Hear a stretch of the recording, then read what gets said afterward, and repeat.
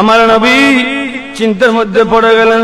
সরান নবিয়্যু কাল হুমুম আলা উম্মতিহি। আমার নবী উম্মতের চিন্তার মধ্যে পড়ে নবী কাঁদতেছে।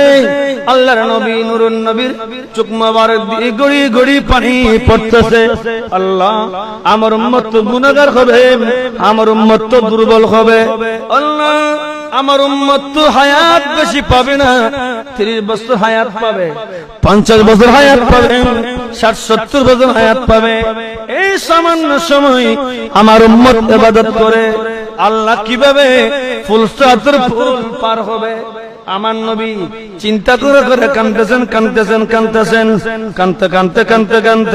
আহা, আল্লাহর নবী যখন কাঁদতেছে ফাসালুহু আন যালিকা ফালাম ইউজিবহুম।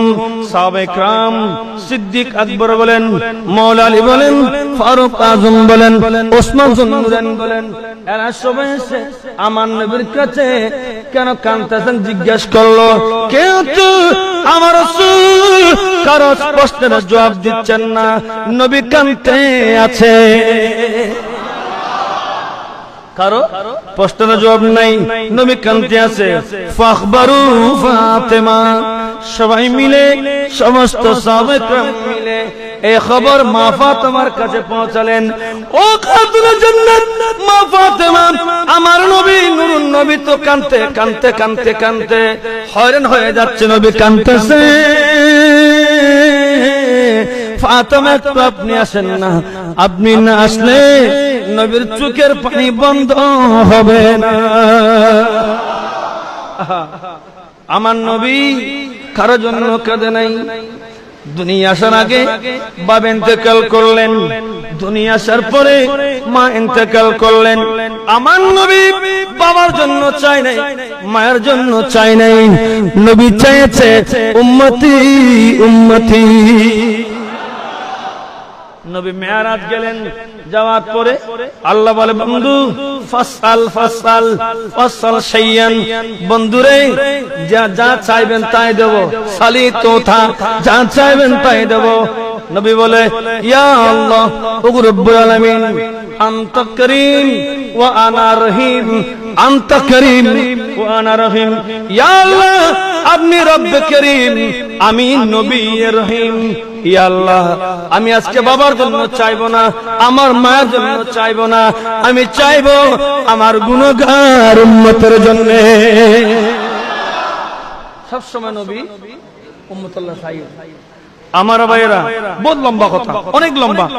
হযরত ফাতেমা শুনে নসল পাক কাঁদতেছে।